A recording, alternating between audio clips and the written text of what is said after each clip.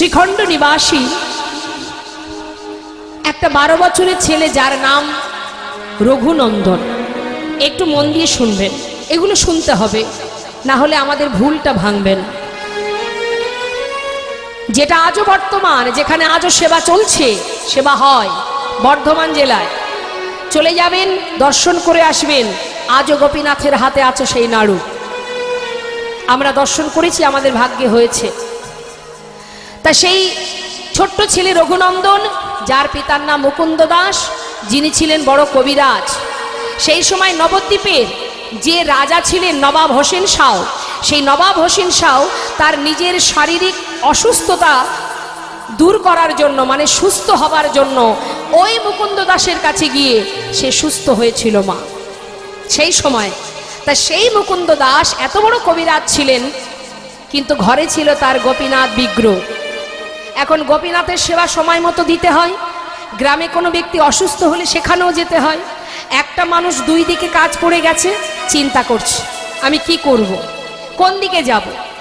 তখন তার 12 বছরের ছোট্ট ছেলে রঘুনন্দন বলছে, বাবা এক কাজ করো, তুমি এক কাজ করো, গ্রামে যে অসুস্থ তুমি তার কাছে চলে যাও, আর ঘরে গোপীনাথের সেবা ওটা আমি দিয়ে দেব। এখন মুকুন্দ দাস বলছে, হ্যাঁ রে, ভগবানের সেবা বললেই কি সেবা দেওয়া যায়? তার সেবা দিতে গেলে অনেক নিয়ম আছে, অনেক মন্ত্রতন্ত্র জানতে হয়। তুই তো বাবা মন্ত্র জানিস না। ছোট্ট ছেলে বলে উঠলেন, বাবা তোমার মতো মন্ত্র জানি না, কিন্তু যদি কাউকে ভালোবেসে খাওয়াই, সে কি খাবে না? মুকুন্দ দাস চিন্তা করছে, সত্যি তো, যদি কেউ ভালোবেসে কাউকে খাওয়ায়, তার জন্য মন্ত্রের কি বা প্রয়োজন?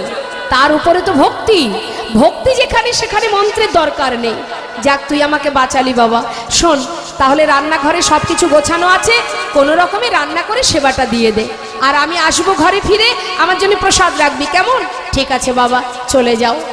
মুকুন্দ দাস চলে গেল গ্রামের কাজে। আর ছোট্ট 12 বছরের ছেলে, মা অনেকেরই ঘরে আছে ছোট্ট ছেলে 12 বছরের, ওই 12 বছরের শিশু জীবনে কোনোদিন যে রান্না করেনি। আজ বাবাকে কথা দিয়েছে, গোপীনাথের দায়িত্ব নিয়েছে, তাই দেরি না করে রান্নাঘরে গিয়ে যা কিছু গোছানো ছিল সে তো জীবনে রান্না করেনি, সব ব্যঞ্জন এক পাত্রে ঢেলে দিয়ে রান্না বসিয়েছে। কোনো রকমের সিদ্ধ সাদ্দা রান্না হয়েছে, জীবনে যে রান্না করেনি সে রান্নার বুঝবে কি? যাই হোক, কোনো রকমে রান্না করে পাত্রে ঢেলে নিয়ে মন্দিরে ঢুকেছে।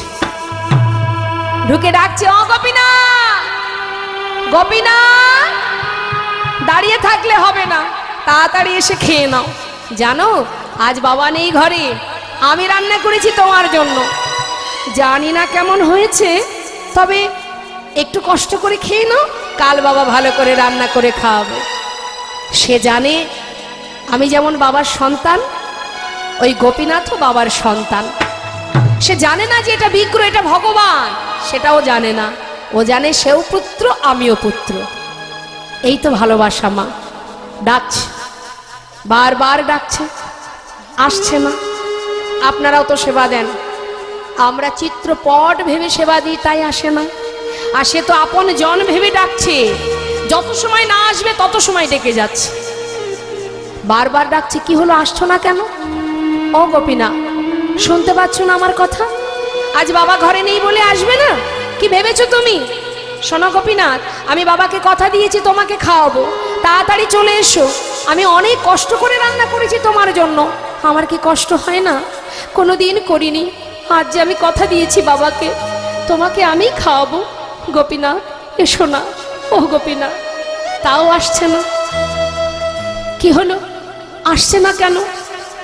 মনের ভিতরে চিন্তা হচ্ছে, তবে কি ভুল হচ্ছে আমার কোথাও? চারিদিকে ঘুরে ঘুরে দেখছে দরজা খোলা। ও বুঝেছি, আমি দেখেছি বাবা যখন তোমাকে খাওয়ায় দরজাটা বন্ধ করে দেয়, আমি তো দরজা বন্ধ করিনি। দাঁড়াও, তাড়াতাড়ি করে ছুটে গিয়ে দরজাটা বন্ধ করে দিয়েছি। গোপীনাথ, ওই দেখো দরজা বন্ধ, এবার এসো। এসো না, দূরে কেন আছো? ও গোপীনাথ, এসে খেয়ে যাও, না খেলে বাবা বকবে, বাবা আমাকে মারবে। এসো না। তাও আসছে না, এত করে ডাকছে, আসছে না। এবার রঘুনন্দনের চিন্তা শুরু হয়ে গেছে, যদি না খায় তাহলে বাবা বকবে। গোপীনাথ, এত করে ডাকছি শুনতে পাচ্ছ না? তবে শোনো, আমি যখন না খাই বাবা দেখেছি আমাকে লাঠি দিয়ে মেরে মেরে খাওয়ায়, তুমি আসবে না তো? দাঁড়াও। ছুটতে ছুটতে মন্দির থেকে বাইরে বেরিয়ে খুঁজে খুঁজে একটা লাঠি জোগাড় করেছি। দেখুন মা, একেই বলে ভালোবাসা। লাঠিটা হাতে নিয়ে মন্দিরে প্রবেশ করে গোপীনাথের সামনে ধরেছে।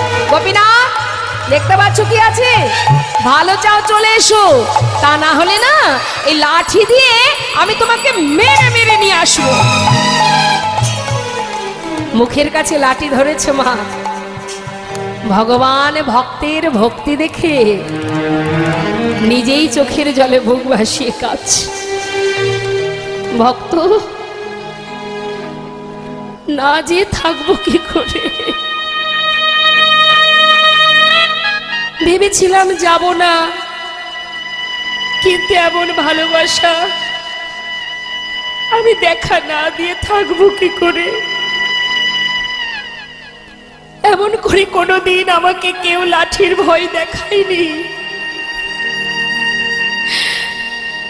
এত ভালোবাসো, এতদিন এই ঘরে আছি,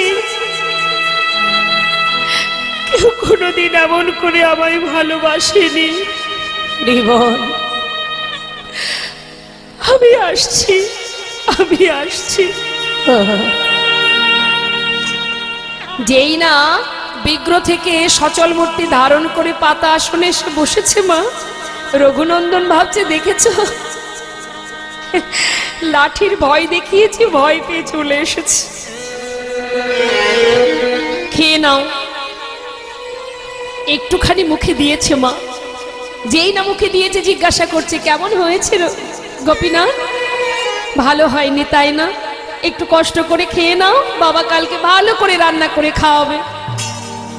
ভগবান মনে মনে বলছে, ভক্ত তুমি জানো না, কেউ যদি ভালোবেসে আমার জন্য রন্ধন করে, আমি যে অমৃতের মতো সেবা করি, সে যে আমার কাছে অমৃত, তুমি বুঝবে না আজ যে আমি অমৃত সেবা করছি। ভক্ত রান্না করেছে আমার জন্য, সেটা খারাপ হবে কি করে? মাগো, ভালোবেসে যদি আপনি খাওয়ান, আপনি নুন ভাত দিলেও সেটার মধ্যে শান্তি, তৃপ্তি, সুখ পাওয়া যায়। কিন্তু রাজভোগ খেতে দিয়ে যদি আপনার মধ্যে ভালোবাসা না থাকে, তাতে তো কোনো সুখ নেই। গোবিন্দ ভক্তের যেমন হোক, যদি ভালোবাসা থাকে তিনি তাতেই খুশি। মনের আনন্দে সেবা করতে করতে থালাতে সবে প্রায় শেষ, আর শেষে অবশিষ্ট যেটুকু ছিল, যেই না হাতে করে নিয়ে মুখে দিতে যাবে, হঠাৎ হাতটা চেপে ধরেছে রঘুনন্দন। গোপীনাথ, এ কি করছো তুমি? সবটুকু খেয়ে নেবে? আরে আমি আছি, আমার বাবা আছে, আমাদের জন্য রাখবে না? সবে তো তোমাকে ধরে দিয়েছি, আমাদের জন্য একটু রেখে দাও। আরে জানো ভক্ত, এতদিন পর তোমার হাতে রান্না পেয়ে না আজ আর আমার কারোর কথা মনে ছিল না। ঠিক আছে, এই যেটুকু আছে এটুকু তুমি খেও, কেমন? হাতে যেটুকু ছিল মা, সেটা পাত্রে রেখে দিয়ে চলে গেল। বেশি তো ছিল না, সেটুকু রঘুনন্দন সেবা করে পাত্রটা ধুয়ে তুলে রেখেছে। এদিকে সময় মতো মুকুন্দ দাস কাজ করে ঘরে ফিরেছে। ঘরে ফিরে এসে ডাকছে, রঘুনন্দন, সেবা দিয়েছিস তো? হ্যাঁ বাবা। যাক, এবার আমাকে খেতে দে, আমার প্রচন্ড খিদে পেয়েছে। দে দে, তাড়াতাড়ি দে, প্রসাদ দে। বাবা, আজ আর প্রসাদ নেই। কেন নেই? কি করে থাকবে? সবই তো গোপীনাথ খেয়ে নিচ্ছিল, আমি ভাগ্যিস হাতটা চেপে ধরেছিলাম, আমার জন্য একটু রেখেছিল, সেটা আমি খেয়ে নিয়েছি। মনে মনে মুকুন্দ দাস চিন্তা করছি, সেটা কি করে সম্ভব? এতদিন আমি সেবা দিয়েছি, কোনোদিন খাইনি, আজ আমি ঘরে নেই, আজই খেয়ে নিয়েছে গোপীনাথ। সে কি করে খাবে? সে তো পাথরের বিগ্রহ, সে চলতে পারে না, কথা বলতে পারে না। যার যেমন ভাব তার তেমন লাভ। সে জানে ওটা পাথর, সে কখনো এসে খেতে পারে না, অসম্ভব। আমার ছেলে নিজে খেয়ে ওই বিগ্রের নামে দোষ দিচ্ছে। বাবার মনে সন্দেহটা থেকেই গেল। পরের দিন ছেলেকে পরীক্ষা করার জন্য তিনি একটা ছলনা করলেন। রঘুনন্দন, বলে বাবা, তুই তো দেখছি ভালো সেবা দিতে শিখেছিস বাবা, আজও আমাকে গ্রামে যেতে হবে। আজ এক কাজ কর, আজ আর রান্না করতে হবে না, ঘরে নাড়ু তৈরি করা আছে, গোপীনাথ নাড়ু খেতে ভালোবাসে, আজকে তুই নাড়ুটা ভোগ দিয়ে দিস, কেমন? ঠিক আছে বাবা। কি করেছে মা, গ্রামের কাজে যাওয়ার নাম করে ঘর থেকে বেরিয়ে মন্দিরের দেয়ালে কান পেতে আছে। কেন? আমার ছেলে যখন মন্দিরে যাবে আমি শুনতে চাই যে আমার ছেলে মন্দিরে যাওয়ার পর আর অন্য কারোর কণ্ঠ শোনা যায় কিনা। কান পেতে আছে। আর এদিকে নাড়ু সাজিয়ে নিয়ে ছোট্ট ছেলে 12 বছরের রঘুনন্দন মন্দিরে ঢুকেছে। ও গোপীনাথ, আমাকে চিনতে পারছো? কাল এসেছিলাম, আজ কিন্তু আর ডাকতে পারবো না, তাড়াতাড়ি এসো, এসে নাড়ু খেয়ে নাও। বাবা বলল তুমি নাকি নাড়ু খেতে ভালোবাসো, বাবা নাড়ু পাঠিয়েছে, শিগগিরই এসো। ভগবান মনে মনে বলছে, ভক্ত, কেউ যদি আমাকে ডাকার মতো একবার ডাকে, আর সেই ডাক যদি আমার কানে এসে একবার পৌঁছায়, ভক্ত যদি কখনো আমায় ভুলে যায়, আমি যে সেই ভক্তকে জনম জনম ভুলি না। আর ডাকতে হবে না, আমি চলে এসেছি। এক পা দু পা করে পাতা আসনে এসে বসেছে। গোপীনাথ, খেয়ে নাও, তুমি নাকি নাড়ু খেতে ভালোবাসো, এই দেখো বাবা নাড়ু পাঠিয়েছে, খেয়ে নাও। ভগবান মনে মনে ভাবছে, বাবাই করুক আর যেই করুক, আমার ভক্তের হাতের পরশ তো লেগে আছে, সে তো ছুঁয়েছে, পরশ করেছে, স্পর্শ আছে তার, আমি তাতেই খুশি। সেবা করছে। পাশে দাঁড়িয়ে রঘুনন্দন চিন্তা করছে, কালকের মতো দাঁড়িয়ে থাকবো, আর যদি একটা একটা করে সব খেয়ে নেয় তাহলে আমরা খাবো কি? আজ ও খাবে, আমিও খাবো। এই ভেবে রঘুনন্দন ছুটে গিয়ে পাত্র থেকে একটা নাড়ু তুলে নিয়েছে, মুখে দিয়েছে। মা অর্ধেকটা খেয়েছে, আর যেই না ভালো লেগেছে, ওই এঁঠো নাড়ু, অর্ধেক এঁঠো নাড়ুটা গোপীনাথের মুখের কাছে ধরেছে। গোপীনাথ, খেয়ে দেখো, আমার বাবা করেছে তোমার জন্য, কত সুস্বাদু, নাও খেয়ে দেখো। গোবিন্দ চোখের জলে বুক ভাসিয়ে কাঁদছে, আর মনে মনে চিন্তা করছে, ভক্ত কত ভালোবাসলে নিজের মুখের এঁটো নাড়ু আমার মুখে তুলে দিতে পারো। ভগবানের চোখে জল দেখে রঘুনন্দন বলছে, গোপীনাথ, তুমি কাঁদছো কেন? আমার এঁঠো নাড়ু তোমায় দিয়েছি তাই? আসলে আমার ভালো লেগেছে তাই আমি তোমায় দিচ্ছিলাম, কেঁদো না, আমি আর দেব না তোমায়। না না, আমি সেজন্য কাঁদছি না। তাহলে কাঁদছো কেন? ভক্ত, তুমি যদি তোমার এঁঠো নাড়ুটা আমাকে খাওয়াতে পারো, তবে কি আমি আমার প্রসাদী নাড়ুটা তোমাকে খাওয়াতে পারি? বেশ তো, তাহলে তুমি আমাকে খাইয়ে দাও, আমি তোমাকে খাইয়ে দিই। ভগবান তার প্রসাদী নাড়ু দিচ্ছে ভক্তের বদনে, আর ভক্ত তার এঁঠো নাড়ু খাওয়াচ্ছেন ভগবানের বদনে। ভক্ত ভগবানের মধুর মিলন, মধুর প্রেম, মধুর ভালোবাসা। মুকুন্দ দাস মনে মনে চিন্তা করছে, কি ব্যাপার, আমার ছেলে ছাড়া আরো যেন কারোর একটা কণ্ঠ শোনা যায়, তবে কে সে? যাই তো দেখি। ছুটে গিয়ে মুষ্টাঘাতে যেই না দরজা খুলেছে, তার আগেই ভগবান অর্ধনাড়ু হাতে নিয়ে বিগ্রহে মিলিত হয়েছে।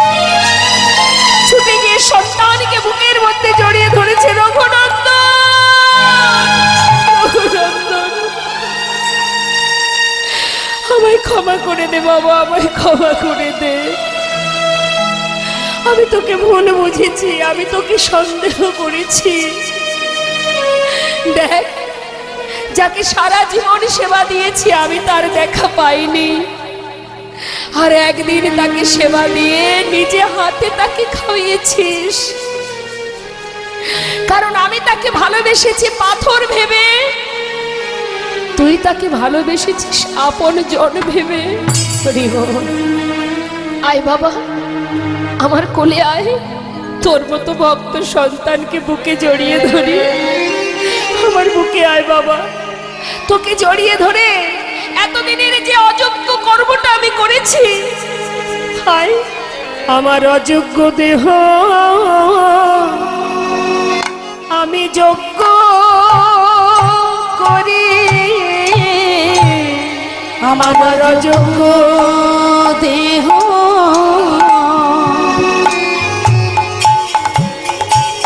আমি যোগ্য করি। তোর মতো ভক্ত সন্তানে আমি জড়ায়ে ধরে আমার অযোগ্য দেহ আমি যোগ্য করি। তোর মতো ভক্ত সন্তানে আমি জড়ায়ে ধরি আমার মানব জন আমি ধন্য করি। অযোগ্য দেহ যোগ্য করি। এই মানব জন ধন্য করি। ভক্ত সন্তানে জড়ায়ে ধরি। এই মানব জন ধন্য করি। ভক্ত সন্তানে জড়ায়ে ধরি। এতদিনের অযোগ্য দেহ যোগ্য করি। নিতাই গৌর হরিনাম। জড়ায়ে ধরি। আমার অযোগ্য দেহ যোগ্য করি। ভক্ত সন্তানের জড়ায়ে ধরি। এতদিনের অযোগ্য দেহ আমি যোগ্য করি। তাই দেখবেন মা, যদি ধন ঐশ্বর্য অর্থের মধ্যে কেউ ডুবে থাকে সে ভগবানকে ভুলে যায়, ভগবানকে ভুলে যায়। হয়তো আপনারা বলবেন অনেকের অর্থ আছে, বাড়িতে হরিবাসর দিচ্ছে, সাধুগুরু বৈষ্ণবের সেবা দিচ্ছে, আমরা সেই বৈষ্ণব সেবায় যাই, কোথায় সে তো ভোলেনি না, সেটা লোক দেখানো ভক্তি। কিন্তু মাগো, যে জন ছোট্ট কুড়ে ঘরের মধ্যে বসে কৃষ্ণ কৃষ্ণ কৃষ্ণ নাম জপ করছে, সেই তো প্রকৃত ভক্ত। আমার যেমনটা আছে তুমি তেমনটাই গ্রহণ করো, আমার যা আছে তুমি সেটাই সেবা করো।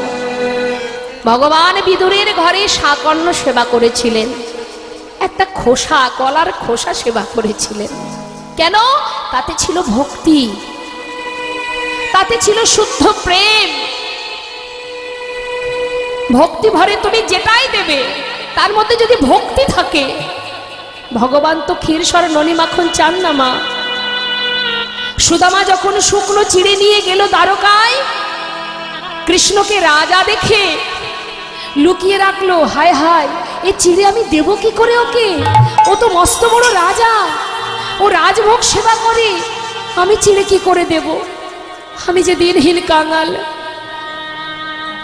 করুণাময় গোবিন্দ সবই তো জানে বাবা, কি ছলনা তার।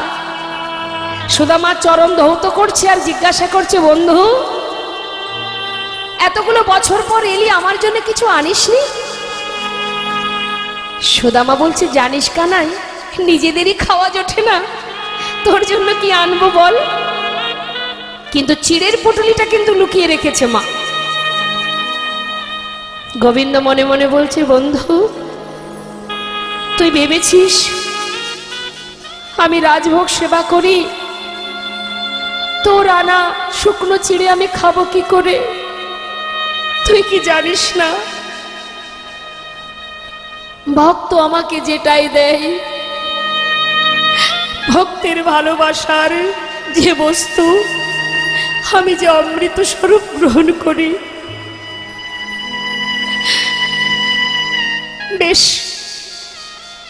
তুই আমাকে দিলি না, কিন্তু সময় হলে আমি ঠিক খেয়ে নেব।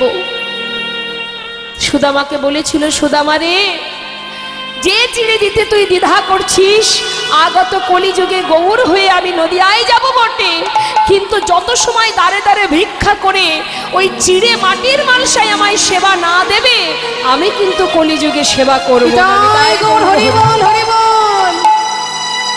তাই কলিযুগে কিন্তু চিড়ে ভোগ হয় নিতাই গৌরের সেবায়। বিদুরের ঘরে সাকর্ণ সেবা করেছিল, শবরীর এঁঠো কুল খেয়েছিলেন প্রভু রামচন্দ্র। ভাবা যায় মা, আমরা মনে করি ভগবান খায় না। দেখবেন অনেকের ধারণা, অনেকে বলে ভগবান তো খায় না, সে কি করে খাবে, চলতে পারে না, কথা বলতে পারে না, সে তো বিগ্রহ, সে তো চিত্রপট। খাই আমরা, সে তো খায় না। এই ধারণাটা যতদিন আমাদের মন থেকে না যাবে, আমরা কোনোদিন তাকে ভালোবাসতে শিখব না। সেও খায়, দিতে জানতে হয়। মা যশোমতী তাকে সন্তান রূপে কাছে পেয়ে তাকে খাওয়াতেন, যিনি বিশ্ব ব্রহ্মাণ্ডের মালিক। সেই ভগবানের খিদে পেলে মায়ের আঁচল ধরে টানতো, মা খিদে পেয়েছে, খেতে দাও। বলুন দেখি, যে বিশ্ব ব্রহ্মাণ্ডের মালিক, তার তো খাওয়ার অভাব নেই, তাহলে মায়ের আঁচল ধরে কেন খিদে পেয়েছে খেতে দাও বলে হাত বাড়ায়?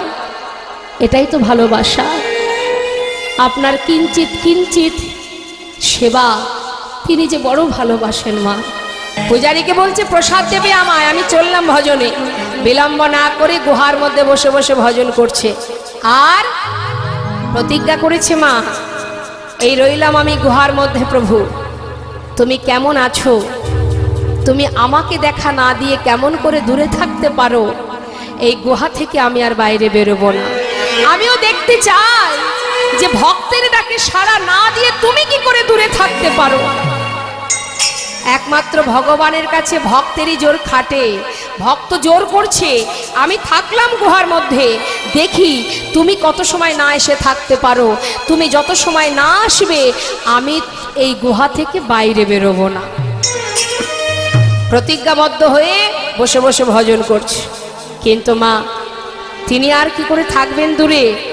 ভক্ত যদি প্রতিজ্ঞাবদ্ধ হয়ে যায়, ভগবানের যে পুরো দায়িত্ব পড়ে যায়, ভক্তকে রক্ষা করা, দেখভাল করা, তার ভালো মন্দ দেখা। এবার প্রভু আমার, তিনি চিন্তায় পড়লেন, ভক্ত গুহার মধ্যে বসে আছে, তাকে বাহির করতে হবে, কি করা যায়? এদিকে মন্দিরে পূজারী ভোগ নিবেদন করে তিনি পাত্রে করে প্রসাদ নিয়ে যেই না মন্দির থেকে বেরিয়েছে গুহায় যাবে, হঠাৎ ঝড় বৃষ্টি শুরু হয়ে গেল। রে তাই গৌর হরি।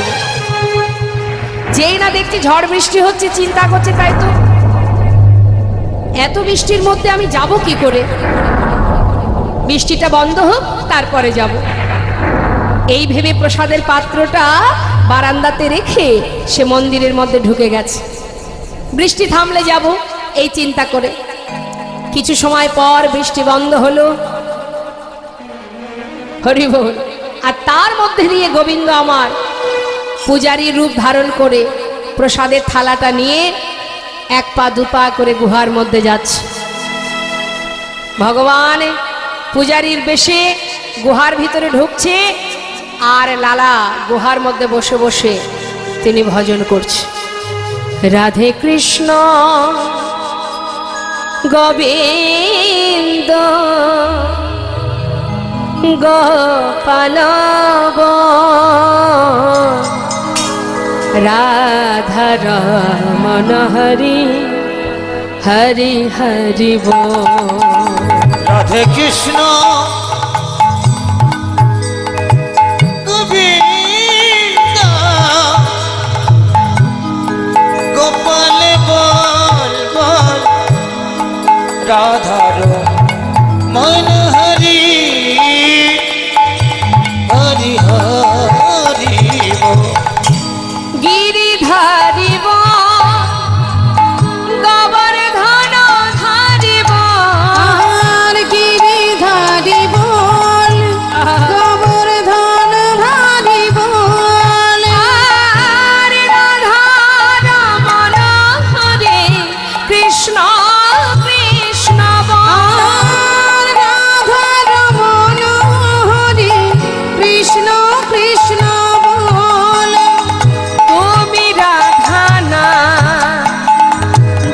জগতের না ও তুমি রাধা না এই জগতের না গোপী জন বল্লভ প্রভু গোপীনা রাধে কৃষ্ণ গোবিন্দ গোপালে বল বল রাধার মন হরে হরে হরে বল বল রাধা হরি হরি হরি বল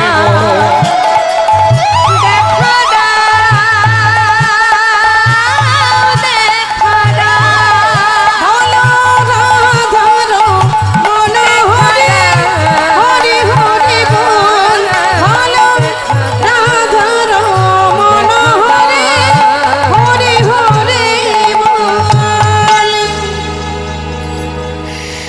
এক পা দুপা করে ভিতরে গিয়ে প্রভু ডাকছে লালা কে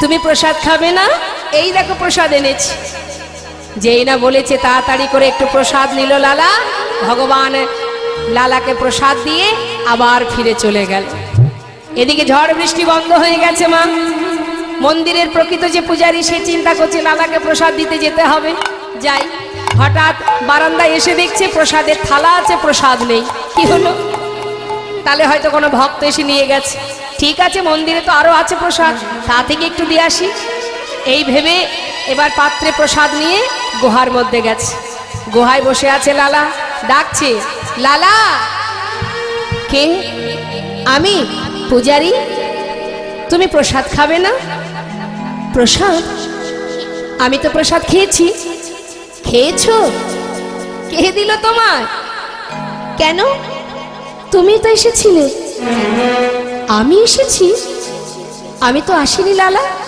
এই তো আমি এলাম না না তোমার কত ভুল হচ্ছে পূজারি তুমি একটু আগে এসে আমায় প্রসাদ দিলে আমায় বললে লালা প্রসাদ খাবে প্রসাদ খেয়ে নাও আমি প্রসাদ খেলাম তুমি চলেও গেলে লালা আমি এসেছি হ্যাঁ আমি তো আসিনি তবে কে এলো তোমার মতো দেখতে তোমার মতো বেশ তোমার মতো কণ্ঠস্বর তবে সে কে লালা আমি যে আসিনি লালা তোমার কাছে কে এসেছিল তুমি বুঝতে পারোনি পূজারি তুমি কার কথা বলছো আমি কিছু বুঝতে পারছি না ও পূজারি বলো না কে এসেছিল আমার কাছে লালা এখনো বুঝতে পারছো না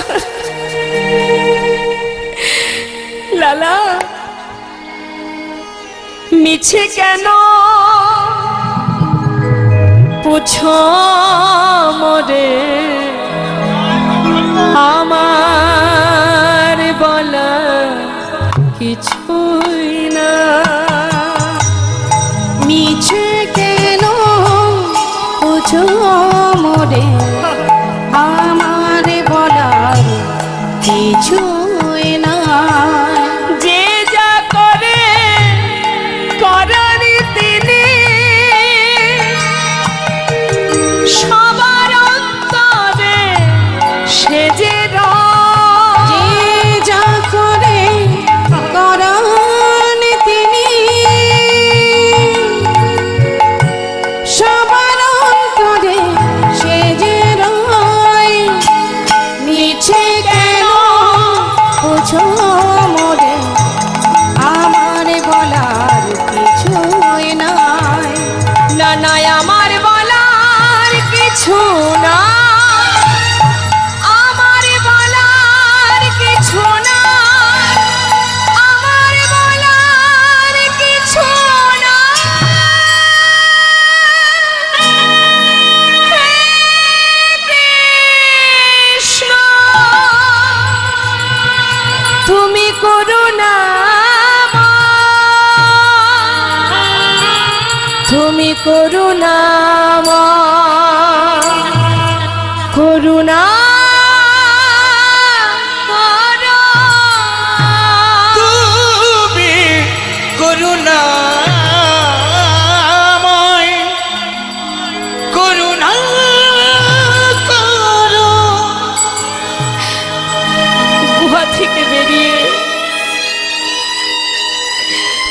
ছুটতে প্রভুর চরণটা জড়িয়ে ধরে বললে, দয়াময়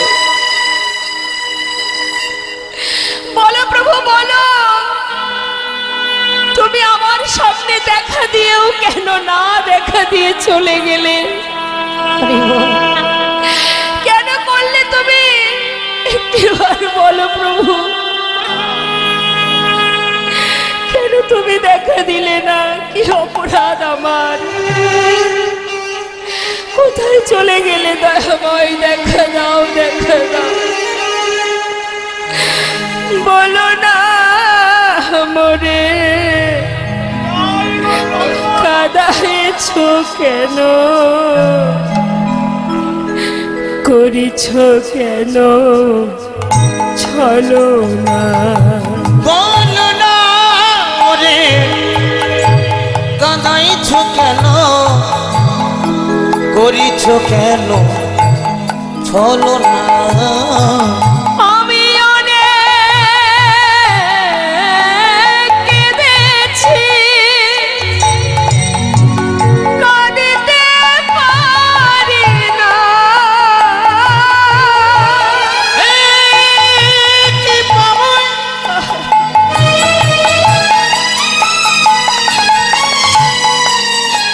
তুমি একবার করুণা করো, তুমি ছাড়া আমার আর কেহ না। হে প্রাণ গোবিন্দ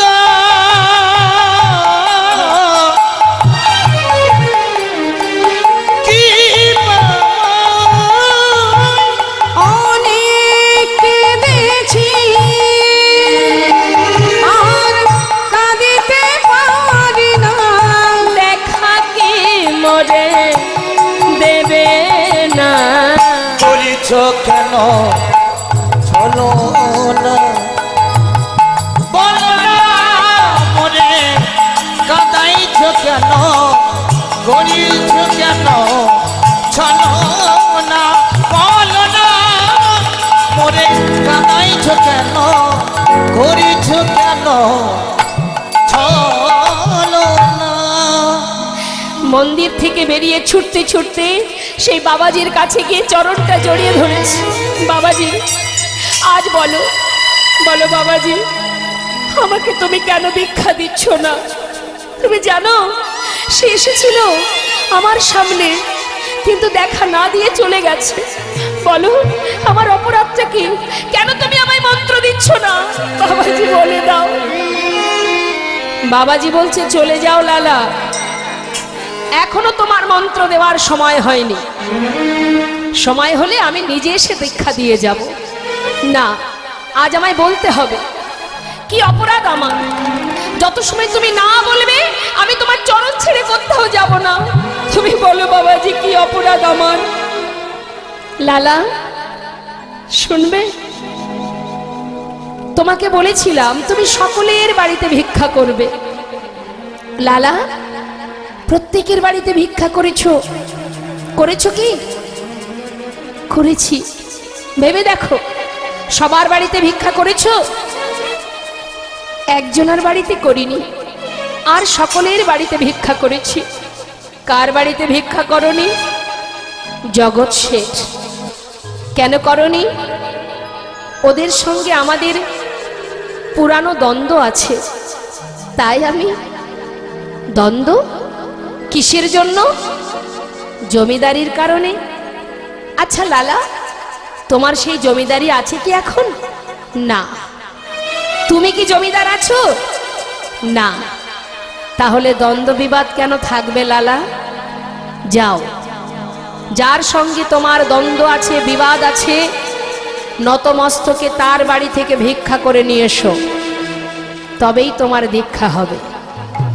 এখান থেকে আমাদের জানতে হবে মা, হিংসা থাকলে কোনোদিন ভগবানের সেবা পরিপূর্ণ হয় না। আপনার কারোর সঙ্গে দ্বন্দ্ব আছে, বিবাদ আছে, আপনার সঙ্গে হয়তো কোনো রকমে তার সাথে সম্পর্ক ভালো নেই, বাড়িতে আপনি বৈষ্ণব সেবা দিচ্ছেন, ভক্ত সেবা, ভগবানের সেবা দিচ্ছেন, কিন্তু তাদেরকে আপনি নিমন্ত্রণ করেননি কেন? তাদের প্রতি আপনার রাগ আছে, ক্রোধ আছে। এই যে ক্রোধ, এই হিংসা, এই রাগ যদি আপনার থাকে, আপনি লাখ লাখ টাকা দিয়ে বৈষ্ণব সেবা যদি বাড়িতে দেন, জানবেন সে সেবা আপনার বৃথা। কেন? যার প্রতি আপনার ক্রোধ আছে তাকে নিমন্ত্রণ করে গলবস্ত্রে, নিমন্ত্রণ করে মাথা নত করে তাকে নিজের ঘরে এনে সসম্মানে তাকে সেবা না দেওয়া পর্যন্ত আপনার সেবা সব বৃথা। স্বয়ং গোবিন্দকে বলেছিলেন দেবর্ষি নারদ, শোনো, যজ্ঞের নিয়ম কি জানো? যে জনা যা চাইবে হাসি মুখে দিতে হবে, দান করিতে হবে হাসি মুখে, সব শেষে দান দিয়া ভিক্ষার ঝুলি কাঁধে লইয়া ভিক্ষা মেগে খাবে হাসি মুখে। তোমার সব কিছু চলে গেছে বলে তুমি মনের দুঃখে ভিক্ষা করবে, রাগে রাগে ভিক্ষা করবে, আর খাবে হবে না, সব ফুরিয়ে যাবে, সব শেষ হয়ে যাবে। তারপরও ভিক্ষা যদি করে খেতে হয় তাও হাসি মুখে। এটাই হলো সেবার নীতি, সেবার নিয়ম। তাই আজ লালাকে বললেন, যার প্রতি তোমার দ্বন্দ্ব আছে যাও তার বাড়ি থেকে মাথা নত করে ভিক্ষা করে নিয়ে এসো। এই কথা শুনে লালা দেরি না করে ভিক্ষার ঝুলি কাঁধে নিয়ে চললেন জগৎ শেঠের দ্বারে। ভিক্ষাং দেহি। বাবা যেই না বলেছে, লালাকে দেখে চিনতে পেরেছে দাড়ি, আরে এ তো আমাদের পুরনো শত্রু যে। কোনো কথা না বলে দাড়ি কি করেছে, অনেক দামি দামি রত্ন একটা পাত্রে নিয়ে ওই লালার ভিক্ষার ঝোলায় যেই না দিতে গেছে, লালা বলছে, দাঁড়াও দাড়ি, আমি তো তোমার হাত থেকে ভিক্ষা নেব না, আর তুমি যেগুলো এনেছো আমাকে দেবার জন্য, আমি তো এ দান নিতে পারবো না। আমি ধনের ভিখারি নয় গো, আমি ধনের ভিখারি নয়, ধনের ভিখারি নই গো আমি, ধনের ভিখারি নয়। চাই গো যে আমি এক মুষ্টি ভিক্ষা, চাই গো যে আমি এক মুষ্টি ভিক্ষা, তাই দুয়ারে দাঁড়ায়ে রই গো আমি, ধনের ভিখারি নই গো আমি, ধনের ভিখারি নই। তাও যদি মরে এক মুষ্টি ভিক্ষা, তবে হবে গুরু পদে দীক্ষা। দাও যদি মোর এক মুষ্টি ভিক্ষা, তবে হবে গুরু পদে দীক্ষা। আমি পাব দর্শন,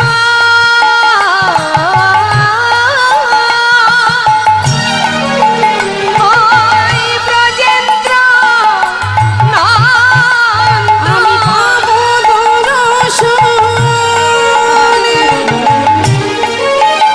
ওই ব্রজেন্দ্র নন্দনে। ওগো সে কথা তোমারে কই গো আমি, ধনের ভিখারি নই গো আমি, ধনের ভিখারি নই আমি, ধনের ভিখারি নই আমি, ধনের ভিখারি নই।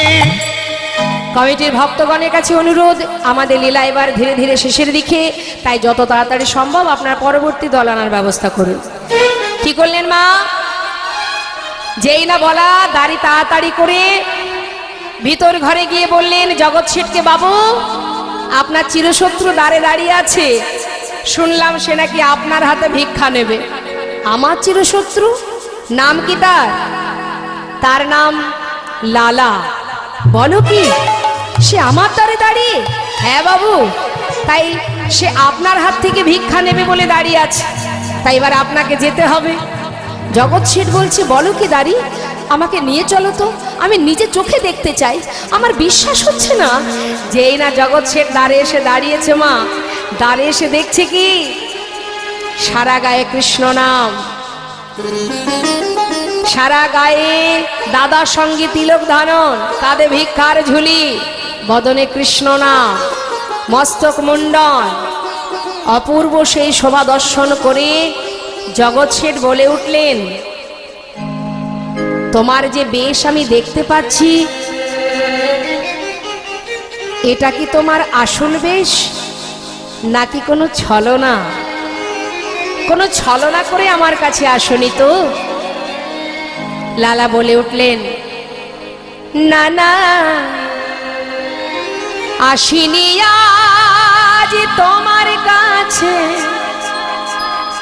বন্ধু কোন ছলনা।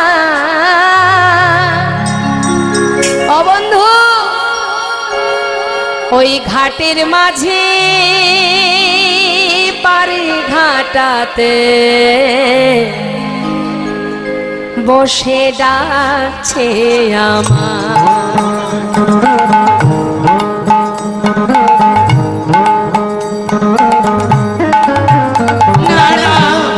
আসিনি তোমার কাছে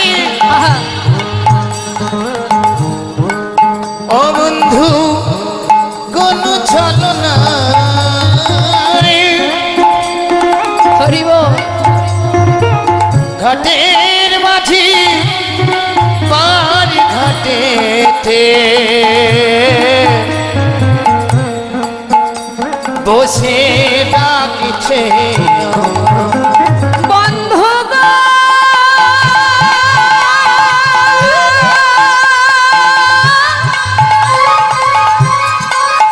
ও বন্ধু গো,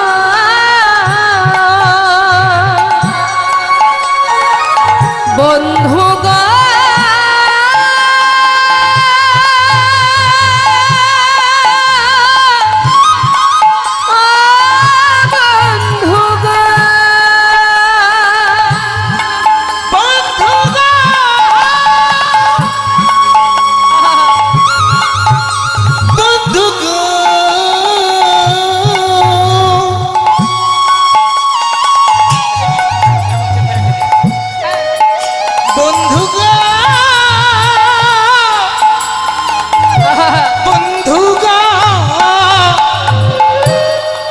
যদি এক মুষ্টি দাও গো ভিক্ষা, ও বন্ধু জানো তবে হবে গুরু পদে দীক্ষা।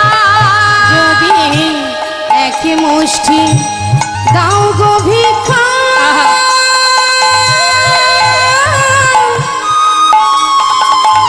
তবে হবে মন গুরু পদে দীক্ষা।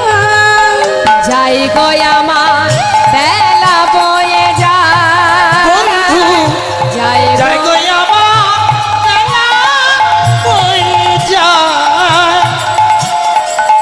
ঘাটের মাঝি পায়ে ঘাটাতে বসে ডাকছে আমায়। ওই ঘাটের মাঝি পায়ে ঘাটাতে ও বন্ধু গো, বন্ধু গো, বন্ধু গো,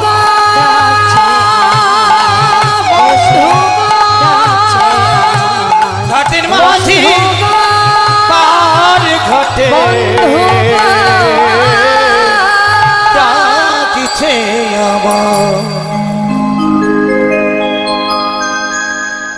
জগৎ শেঠ লালার কথা মতো এক মুষ্টি তন্ডুল যেই না ঝোলার মধ্যে দিয়েছে মা, সেই এক মুষ্টি তন্ডুল নিয়ে, তন্ডুল মানে কি চাল, যেই না এক মুষ্টি তন্ডুল দিয়েছে আর কোনো দিকে লক্ষ্য নেই। তাড়াতাড়ি করে ছুটতে ছুটতে বাবাজি, বাবাজি এই দেখো এনেছি আমি, আমাকে দিয়েছে, আমি জগৎ শেঠের বাড়ি থেকে ভিক্ষা করে এনেছি। এবার তুমি আমায় মন্ত্র দাও বাবাজি, মন্ত্র দাও। দাঁড়াও দাঁড়াও, দেব, মন্ত্র তোমাকে দেব, কিন্তু তোমার পিছনেও কে আসছে? আমার পিছনে? হে কি বন্ধু, বন্ধু তুমি? জগৎ শেঠ বলে উঠলেন, বন্ধু তুমি যখন আমার দরজায় দাঁড়িয়ে বললে যে তোমার জীবন বেলা বয়ে যায়, পারঘাটার মাঝি পারে দাঁড়িয়ে আছে, তোমাকে এক মুষ্টি তন্ডুল দিয়ে আমি আর ঘরে ফিরতে পারিনি। আমার মনে হলো তোমার যদি জীবন বেলা বয়ে যায় তাহলে তো আমারও জীবন বেলা বয়ে যায়। তাই ঘরে ফিরতে না পেরে আমি তোমার পাছু পাছু ছুটে এসেছি বন্ধু। আমার বলতে যা কিছু ছিল সব আমি দূরে সরিয়ে তোমার পাছু পাছু তোমাকে স্মরণ করে এসেছি। চেয়ে দেখো, আমার দিকে তাকিয়ে দেখো, কিছুই নেই আমার, আমি সব ত্যাগ করে এসেছি। এবার আমাকে গ্রহণ করো বন্ধু, তুমি আমাকে গ্রহণ করো। বাবাজি, ও সেই জগৎ শেঠ যার বাড়ি থেকে আমি ভিক্ষা করে এনেছি। বাবাজি, ও যে আমার পাছু পাছু এসেছে, সব ত্যাগ করে এসেছে। ওকে তুমি গ্রহণ করো বাবাজি, গ্রহণ করো। দুজনে একসঙ্গে বাবাজির কাছ হতে মন্ত্র গ্রহণ করলেন। ভিক্ষার ঝুলি কাঁধে নিয়ে দুই বন্ধু ভিক্ষা করে ভগবানের সেবা দেয়। প্রতিদিন সেবা দেয় মা, কিন্তু তার দেখা পায় না। সাক্ষাৎ দর্শন করবার জন্য পাগলের মতো অধীর আগ্রহ নিয়ে বসে থাকে। প্রতিদিন ঠাকুরের সামনে বসে কাঁদে, কিন্তু দেখা পাচ্ছে না বলে স্থির করলেন, তুমি যদি দেখা নাই দেবে তাহলে প্রাণ আর রাখবো না, যমুনার জলে নিজেকে বিসর্জন করব। এই বলে যখন লালা ছুটতে ছুটতে যাচ্ছে যমুনার ঘাটে, পিছন থেকে জগৎ শেঠ বলে উঠলেন, বন্ধু একটু দাঁড়াও, মরতেই যদি হয় তাহলে তোমার সঙ্গে আমিও যাব, আমাকে সঙ্গে করে নাও, দুজনে একসাথে মরবো। দুইজনে একসাথে যমুনার জলে যখন নামছেন, অনাদি আদি ভগবান করুণাময়, ভক্তের ভগবান, ভক্তকে রক্ষা করাই যে তার কাজ। যুগে যুগে তিনি তো ভক্তকে রক্ষা করার জন্যই এসেছেন ধরাতে। তাই তিনি বিলম্ব না করে যমুনার তীরে বালুরাশিতে ত্রিভঙ্গ বঙ্কিম থামে যেই না দাঁড়িয়ে চিৎকার করে ডেকেছে, লালা লালা। একবার পিছন ফিরে দেখো, লালা কিছুটা জলে নেমেছে মা। হঠাৎ প্রভুর ডাক শুনে পিছন দিকে তাকিয়ে দেখছে দাঁড়িয়ে আছে অনাদি আদি গোবিন্দ। বিলম্ব না করে ছুটে গিয়ে চরণটা জড়িয়ে ধরলেন, দয়াময় এতদিন পর তুমি এলে প্রভু, এতদিনে তোমার দেখা পেলাম, গ্রহণ করো প্রভু, গ্রহণ করো, আমাকে তোমার চরণে গ্রহণ করো, তোমার চরণে ঠাঁই দাও দয়াময়।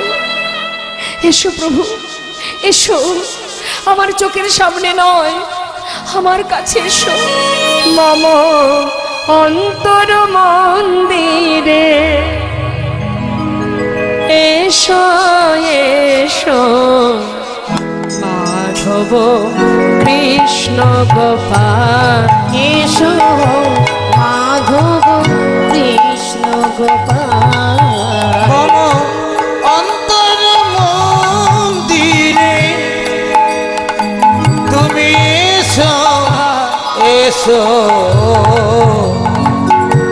মাধব কৃষ্ণ গোপাল গোপাল, মাধব কৃষ্ণ গোপাল। এসো এসো তুমি এসরি বিমাঝে, অন্তর জামি হরি প্রাণ প্রিয় রাজে। এসো এসো তুমি এসো হৃদি মাঝে,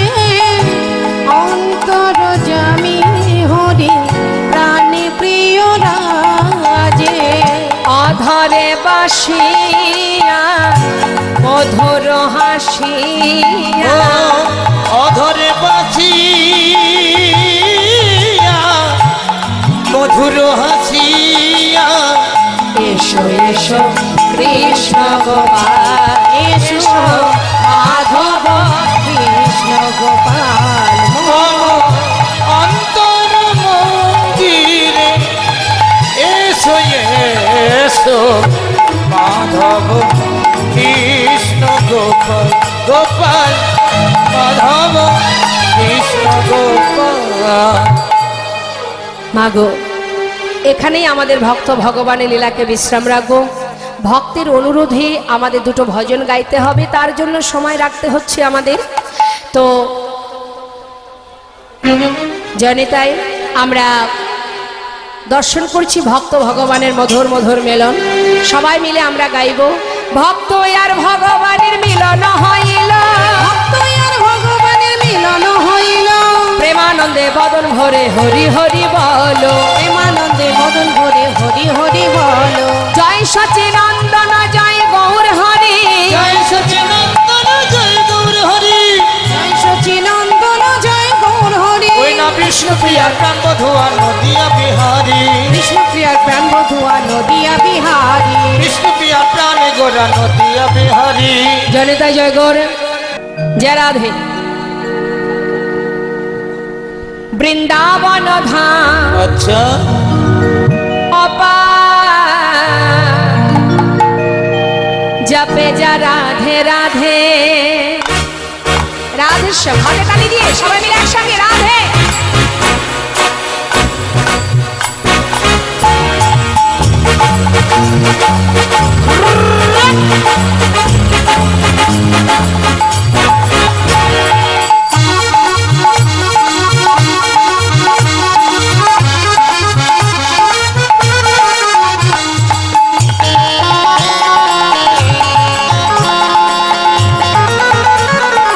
রাধে।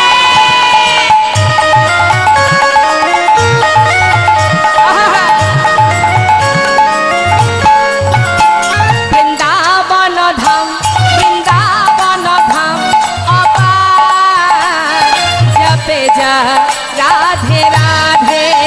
ও বৃন্দাবন ধাম অপার, চুপি যা রাধে রাধে, जपे जा राधे राधे, भजे जा राधे राधे, जपे যা রাধে রাধে, ভজে যা রাধে রাধে। राधे अलबेली अच्छा। राधे अलबेली सरकार। ও চুপি যা রাধে রাধে, রাধে अलबेली सरकार, चुपी जा राधे राधे।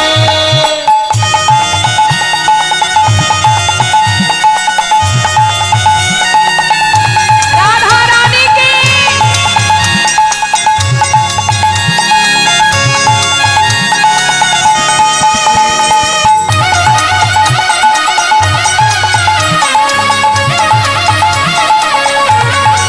राधे।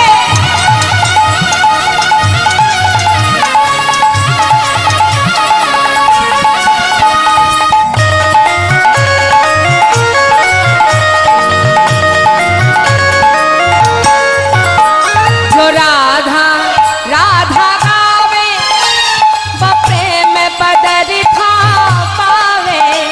जो राधा রাধা গাবে, প্রেমে পদার্থ পাবে। বোঝা গেল, যে রাধা নাম করবে সে অনায়াসে প্রেম কৃষ্ণ প্রেম লাভ করবে, অর্থাৎ একটার সঙ্গে একটা ফ্রি। বাজারে যখন কলগেট কিনতে যান, দোকানে গিয়ে বলেন না, দাদা একটা কলগেট দিন তো। বাড়িতে আনার পরে প্যাকেটটা খুললে কলগেটের সঙ্গে আরেকটা কি থাকে? এই বল, কি থাকে? কলগেটের প্যাকেটে কি থাকে বল? ব্রাশ থাকে না? ব্রাশ কি চেয়েছিলেন দোকানে? তাহলে একটার সঙ্গে একটা ফ্রি পেলেন, তাই না? ঠিক তেমন ঠিকঠাক যদি রাধার ভজন করা যায় অনায়াসে কৃষ্ণ প্রেম লাভ করা যায়। রাধে जो राधा राधा गावे वो प्रेम पदार्था पावे। यो राधा राधा गावे यो प्रेम पदार्थ पावे। को है जाए बेड़ा पार। भेजा राधे राधे बक हो जाए मेरा पार जो भेजा राधे राधे।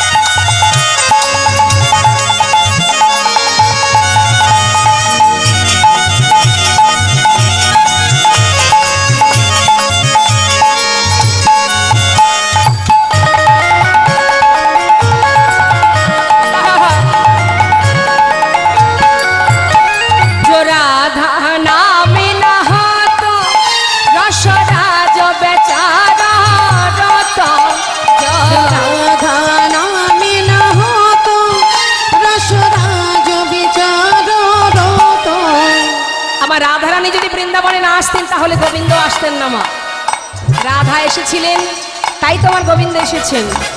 মহাজন কি বলছেন? जो राधा नाम ना होतो रसराज बेचारा रता। जो राधा नाम न होतो रसराज बेचारा रोतो। नहीं होता कृष्ण अवतार। भेजा राधे राधे नहीं हो तू कृष्ण अवतार जो भेजा राधे राधे। राधे राधे अपार जपेजा राधे राधे। ओ भेजा राधे राधे जपेजा राधे राधे। ओ जो भेजा राधे राधे भजे जा राधे राधे। ओ भेजा राधे राधे। प्रेम से बोलिए राधा रानी की। আরেকটু জোর হবে? বলিয়ে রাধা রানী কি। বাহ, আমার মনে হচ্ছে আরো একটু জোর হবে। बोलिए दोनों हाथ उठाइए, बोलिए राधा रानी की। श्याम सुंदर की, वृंदावन धाम की, बांके बिहारी लाल की। राधे राधे राधे श्याम राधे। जय राधे जय राधे। हरि बोल हरि बोल।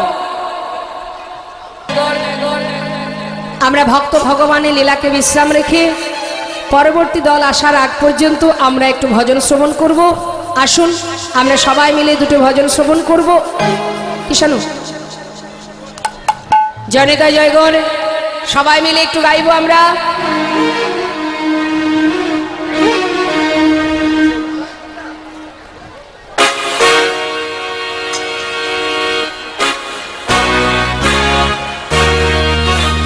किशोरी कुछ ऐसा अच्छा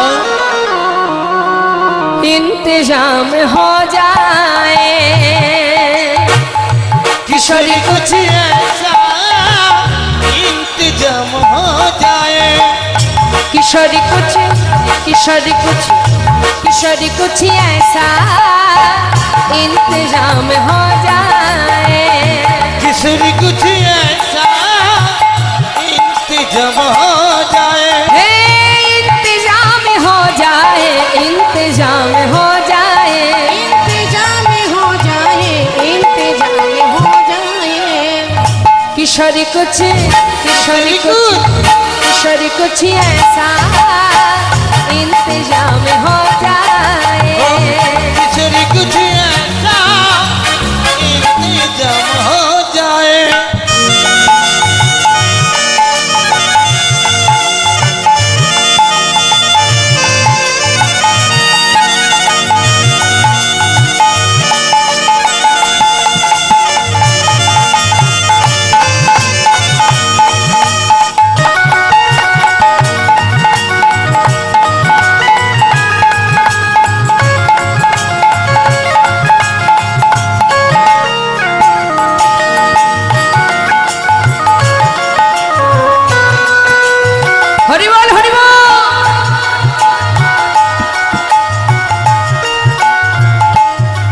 जब गिरते हुए मैंने तेरा नाम लिया है।